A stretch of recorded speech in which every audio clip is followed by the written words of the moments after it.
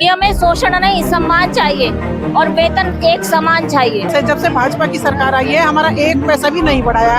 मान लो ये परिषदीय स्कूल के जो टीचर है उनकी 6 घंटे की ड्यूटी है, उन्हें 40-50 हजार वेतन मिलता है और हमें 24 घंटे विद्यालय में रहना पड़ता है और हमारी 22 हजार सैलरी है। एक शिक्षक सड़कों पे आकर लड़ रहे हैं, इससे बड़ी विसंगति क्या होगी, क्या दुर्भाग्य होगा। नमस्कार दोस्तों, मेरा नाम है विक्रम बिंदांजू और आप देख रहे हैं द थिंकर शो। इस वक्त हम दिल्ली के जंतर मंतर पे हैं। यहाँ पे काफी लोग, खासकर महिलाएं, यहाँ पे प्रदर्शन कर रही है। कस्तूरबा गांधी आवासीय बालिका विद्यालय जो संस्थान है भारत सरकार की, उसको लेकर आज प्रदर्शन है। बहुत सारे लोग हैं आज यहाँ पे, हम उनसे ही जानेंगे कि आखिर वो क्यों प्रदर्शन कर रहे हैं। हम कुछ लोगों से बात करते हैं, वो किस लिए आज यहाँ पे आई है और उनकी क्या समस्या है, हम उनसे बात करेंगे। कहाँ से आई हैं आप? हम मुजफ्फरनगर से आए सर। मुजफ्फरनगर जी। इतनी ठंड में क्या समस्या है? यहाँ प्रदर्शन करने का क्या उद्देश्य है? सर हम केजीबी में शिक्षिका हैं और केजीबी में मतलब कस्तूरबा गांधी आवासीय बालिका विद्यालय है, यहाँ पे बच्चियां वहीं रहती हैं और वहाँ पे टीचर्स भी हम सब लोग वहीं रहते हैं। तो वहाँ पे सैलरी इतनी कम है और सरकार को मतलब यही जगाने के लिए आए हैं कि जब महंगाई दिन रात बढ़ रही है तो हमें 24 घंटे वहीं रहते हैं, अपने घर परिवार को सबको छोड़ के 24 घंटे वहीं रहना होता है। और उसके साथ हमको सैलरी ना तो इंक्रीमेंट हुआ है, जब से मोदी जी सरकार आई है तब से तो बिल्कुल सैलरी नहीं बढ़ी है। तो हमें परमानेंट किया जाए, क्योंकि जब जूनियर और प्राइमरी स्कूलों की जो शिक्षिकाएं हैं उनकी सैलरी काफी अच्छी है, जबकि हमारा सैलरी बहुत कम है। तो हमको समान काम समान वेतन, क्योंकि हम एजुकेशन उनके बराबर ले रहे हैं, काम उनसे ज्यादा कर रहे हैं और सैलरी हमारी कम है। तो ये अपवाद क्यों है, क्यों हमको भी परमानेंट किया जाए। अगर सरकार परमानेंट करती है तो बहुत अच्छा है, नहीं 24 घंटे काम लेने से उल्टा शोषण कर रही है। एक दिन का हम 2008 से लगे हुए हैं सर, 2008 से हमारा 2-3 बार उसमें भी आ गया है, 72,000 पे भर्ती में आया है। लेकिन हम ऐसे पहले शिक्षक हैं जो हम सब हमें कहते हैं कि बेवकूफ है, सरकारी छोड़ दी। लेकिन क्योंकि हम वहाँ दिल से अटैच है, मन से जुड़े हुए हैं, जिन बच्चों के साथ आप दिन रात रहते हैं बिल्कुल उन्हें अपने बच्चों की तरह मानते हैं। उन स्कूलों की स्थिति ये है कि ना तो हमें वहाँ फुल टाइम स्टाफ को, ना तो आवास की व्यवस्था है, ना हमारे पास कोई फंड पेंशन कुछ है नहीं, उसके साथ सैलरी भी इतनी कम है। तो हमें समान काम समान वेतन की मांग करने के लिए आए हैं। सरकार से यही अपील है कि हमें समान वेतन दिया जाए। समान काम समान वेतन काफी लंबे समय से भारत में एक चर्चा का विषय बना हुआ है। लोग मांग कर रहे हैं, बिहार में आंगनबाड़ी हो या उत्तर प्रदेश से आप आइए उत्तर प्रदेश में, तो इस पे क्या सोचती है आप? जी, इसमें पुरुष और महिला का नहीं बात है। पुरुषों का भी हमारे यहाँ पे मतलब कस्तूरबा में स्टाफ में क्या है कि कभी किसी को विषयवार निकाला जा रहा है, कभी किसी को मतलब सब्जेक्ट वाइज कर दिया, फुल टाइम को पार्ट टाइम को फुल टाइम कर दिया है। तो हमेशा का ये जो शोषण है इससे मुक्ति चाहिए, हमें इससे मुक्ति चाहिए, इसीलिए हम सरकार के पास आए हैं। और ये लड़ाई आज की नहीं है सर, 2008 से 3-4 बार धरना हो चुका है और सरकार पर एक बार बढ़ा के सैलरी 6-7 साल के लिए भूल जाती है। आप बता रही है कि 3-4 बार प्रदर्शन हो चुका है, क्या हुआ उस समय जब इतना प्रदर्शन हो गया? तो क्या रिस्पांस रहा सरकार की तरफ से? सर सैलरी इंक्रीमेंट हुआ था, उसके बाद से 6-7 साल से कोई रिस्पांस सरकार का नहीं है, बल्कि वर्कलोड बढ़ता जा रहा है। और उसके साथ साथ जितना भी काम आता है उसे तत्काल करिए, लेकिन सरकार को तत्काल नहीं। हम तत्काल से नहीं आए सर, बहुत दिनों से लड़ाई है ये। हमें तो मतलब एक तरफ सरकार कह रही है कि बेटी बचाओ बेटी पढ़ाओ, हम उन बेटियों को आवाज उठाना सिखा रहे हैं, उन बच्चियों को कि अपने शोषण के खिलाफ आवाज उठाइए। हम उन्हें क्या सिखाएं जब हम अपने शोषण के खिलाफ सरकार से नहीं लड़ पा रहे, नहीं बोल पा रहे हैं, सरकार हमारी बात नहीं सुन रही है। उन्हें जगाने आए हैं, उन्हें यही समझाना है कि हमें शोषण नहीं, सम्मान चाहिए और वेतन एक समान चाहिए। समान काम समान वेतन। जी, आप कहाँ से आई है मैम? मुजफ्फरनगर से आई है। क्या प्रदर्शन करने का क्या उद्देश्य है?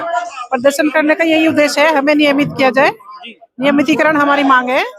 और इसमें जो फुल टाइम का स्टाफ होता है उसका शोषण बहुत ज्यादा हो रहा है, उसमें उन्हें 24 घंटे वहीं पर रखा जाता है, उनको बिल्कुल भी छूट नहीं दी जाती, चाहे उनके घर में कोई भी प्रॉब्लम हो जाए उनको कभी कोई छूट नहीं दी जाती है। क्या सरकार ये बता सकती है कि फुल टाइम वालों को अपनी फैमिली नहीं हुई होती है क्या? उनकी अपनी फैमिली भी होती है, अपनी फैमिली के प्रति कोई फर्ज होता है। हमारे समाज में, हिंदू समाज में, भारत देश में हमारे मतलब सबको बहुत सारे मतलब कि नियम के अनुसार परिवार होना चाहिए। शादियों के बाद बच्चे होते हैं, उनके क्या कि उनको पालन पोषण होना चाहिए, उनके लिए हम आए हैं, उनको हम ना देखें तो अब क्या अपने परिवार के प्रति हमारा कोई फर्ज नहीं है? सिर्फ पैसा देना ही हमारा फर्ज है। तो आप लोग का जो विद्यालय है, जिस विद्यालय में आप लोग अभी कार्यरत है, 24 घंटा वहाँ रहना होता है, अच्छा, 24 घंटे वहाँ रहना होता है, फिर भी जी। और सैलरी कितना होगा, अगर आप सक्षम हो तो बता ही दीजिए। सैलरी वार्डन की 27,500 है और 24 जो फुल टाइम स्टाफ है उनका 22,000 रुपए और 10,000 रुपए सैलरी है। 24 घंटा सबसे हाईएस्ट सैलरी 27,000 रुपए, ये तो काफी कम है। तो आप क्या जी, ये चल रही है हमारी 2007 से जॉब कर रही हूँ मैं। 2007 से हमारी 2007 में हमारी 7,000 पे स्टार्ट हुई थी, लेकिन कुछ साल बाद हमारी 5-6-7 साल बाद हमारी कुछ बढ़ा दी गई। लेकिन अब कई साल से जब से भाजपा की सरकार आई है हमारा एक पैसा भी नहीं बढ़ाया। हमारी किसी मांग पे कोई ध्यान नहीं दिया जाता है। कस्तूरबा की तरफ कोई ध्यान नहीं है सरकार का।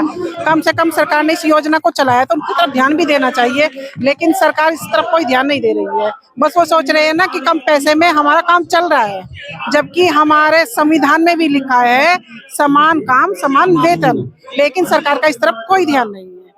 तो हम सरकार को इस मंच के माध्यम से सरकार से ये पूछना चाहते हैं कि आखिर कब उनका कस्तूरबा की तरफ ध्यान जाएगा, क्या रेशो है इनका, क्या नियम है उनके, कोई गाइडलाइन है, कोई कमेटी है उनकी जो इस कस्तूरबा को ठीक से चला सकती है कि कस्तूरबा के लिए कब कितने साल बाद, आखिर 10 साल बाद, 15 साल बाद कब नियमित करेगी सरकार कस्तूरबा गांधी को। आप कुछ बोल रही थी। मैं मुजफ्फरनगर जिले से आई हूँ और हमारी आज ये जो यहाँ पे मांगे हैं ये यही है कि मान लो ये परिषदीय स्कूल के जो टीचर है उनकी 6 घंटे की ड्यूटी है, उन्हें 40-50 हजार वेतन मिलता है और हमें 24 घंटे विद्यालय में रहना पड़ता है और हमारी 22,000 सैलरी है। तो हमें सरकार से ये पूछना है कि आज के उसमें उन्हें मिशन शक्ति चला रखा है, महिलाओं के सम्मान के लिए मिशन शक्ति कार्यक्रम चला हुआ है और हम भी तो महिला ही है, हम भी तो एक लड़कियां ही हैं, तो हमारा शोषण क्यों है इतना। हमारे छोटे छोटे बच्चे हैं उनको हम अपने पास नहीं रख सकते, वो घर पे हैं, महीने में हम सिर्फ 2 बार घर जा सकते हैं ओनली। परिषदीय विद्यालय है, उसमें लेडीज भी है जेंट्स भी है, उन्हें 6 घंटे की ड्यूटी के 50-60 हजार रुपए मिलते हैं और हमें 24 घंटे के 22,000 मिलते हैं। हमारा कहना यह है कि संविदा कर्मी होने के नाते हमारा शोषण हो रहा है, हमें कम वेतन दिया जाए, जबकि जो परमानेंट लोग हैं उनको 50,000 से ऊपर दिया जाता है। तो हम ये चाहते हैं कि जब हम उतना काम कर रहे हैं, उनसे ज्यादा काम कर रहे हैं, वो 6 घंटे काम करते हैं, 24 घंटे काम करते हैं, वहाँ के बच्चों को एक वेतन का ध्यान रखते हैं। अपने बच्चों को अगर हमारी कोई प्रॉब्लम भी होती है तो हमें छूट, जरा सी देर की भी छूट नहीं होती कि क्या हम 15 दिन तक बांध के रखा जाता है। 15 दिन तक से पहले हम स्कूल से बाहर नहीं निकल सकते। ऐसा क्यों? किसी इंसान को बांध सकता है क्या कोई? नवोदय में और अटल आवासीय में सैलरी 80-80 हजार 1-1 लाख है। अटल आवासीय में भी टीचरों को आवास मिले हुए और सैलरी इतनी अच्छी है। हम लोगों को ना तो सैलरी अच्छी है और ना कोई आवासीय सुविधा है। आवासीय विद्यालय नवोदय है, आवासीय विद्यालय अटल है। आप अटल में और आवासीय विद्यालय नवोदय में जाके देखिए, हमारा भी आवासीय विद्यालय है। 50 या 100 लड़कियों की जिम्मेदारी हमारे सर पे होती है, तब सरकार हमारे कान पकड़ने आ जाती है जरा सा किसी बच्चे को कुछ हो जाता है। लेकिन हमें कुछ हो जाए, ना तो बच्चों का कोई हेल्थ सर्टिफिकेट है, ना हमारे लिए आवास सुविधा है और ना हमारा सैलरी पैकेज ऐसा है कि हम उससे खर्चा चला सके। आप लोगों के ऊपर घर की जिम्मेदारियां भी होंगी, बच्चे भी होंगे, जैसे बता रही कि छुट्टी भी नहीं मिलती है। रहती है हमारे स्कूल में 50 या 100 बच्चों का स्कूल है, मिनिमम 50 का 100 का, और अब सरकार ने हॉस्टल सुविधा कर दी है तो 200 बच्चों के लिए भी है। लेकिन ना तो 200 के बाद भी ना तो सैलरी इंक्रीमेंट हुआ है, ना कोई आवासीय सुविधा दी गई है किसी टीचर के लिए, कहीं अलग से रूम है या कोई व्यवस्था है, कोई व्यवस्था नहीं है। आप नवोदय में जाके देख लीजिए, अटल आवासीय में जाके देख लीजिए, 80-80 हजार सैलरी होते हुए आवासीय सुविधा भी मिल रही है। हम लोगों का ना सैलरी पैकेज अच्छा है, ना आवासीय सुविधा है, ना मेडिकल है, मेडिकल भी नहीं है हम लोगों का। आपकी जो कठिनाई है आपने बताया, आपका जो मांग है वो बताइए। हमारी मांग वही है सर, शोषण नहीं समान चाहिए, हमको वेतन एक समान चाहिए। हमें जूनियर हाई स्कूल में जितना वेतन है, अगर हमारा 8वीं तक का कस्तूरबा है तो हमको उतना ही वेतन चाहिए और आवासीय सुविधा भी चाहिए। 2 ही मांगे हमारी है, 24 घंटे कार्य से मुक्ति। 3 मांगे हमारी, मुख्य मांगे 3 ही है, 24 घंटे कार्य से मुक्ति हो, हमारा सैलरी पैकेज सही हो और या हमारी आवासीय सुविधा हो, क्योंकि ना तो हमारी आवासीय सुविधा है, कोई आवास सुविधा कस्तूरबा में नहीं है टीचर्स के लिए, और सैलरी उनके बराबर ही चाहिए हमको, हम उनसे कम एजुकेटेड नहीं है। एक शिक्षक सड़कों पे आके लड़ रहे हैं, इससे बड़ी विसंगति क्या होगी, क्या दुर्भाग्य होगा। मन से आप बहुत ही बुलंद लग रहे हैं, मैंने आपको सुना, आप बोल रही थी, काफी आपकी बातों में दम था, हमने सुना आपकी बात को, मैं गौर से सुन रहा था, तभी मैंने डिसाइड किया कि हमें आपसे बात करना है। तो इतना कष्ट, हमने 3 बार सरकारी नौकरी लेने गया क्योंकि कस्तूरबा आवासीय बालिका विद्यालय है और हम उन बच्चों से दिल से जुड़े हैं। हम उन बच्चों से दिल से जुड़े हैं। हमें ये चाहिए कि हमें भी आवाज मिले, हमें भी सैलरी उतनी ही मिले। हम लोगों को सैलरी के नाम पे इतना मतलब विसंगति है कि ना ही गए सरकार मुंह खुलवाए तो क्या करे। महंगाई सरकार दिन रात बढ़ा रही है, हम लोगों को महंगाई की मार नहीं झेलनी पड़ रही है। 24 घंटे जो घर के सारे त्योहार बच्चों को, अपने छोटे छोटे बच्चों को, घर परिवार को, सबको छोड़ के, सबसे कट ऑफ होके हम स्कूल में हैं 24 घंटे, और उसके बावजूद हमारी सैलरी इतनी कम है।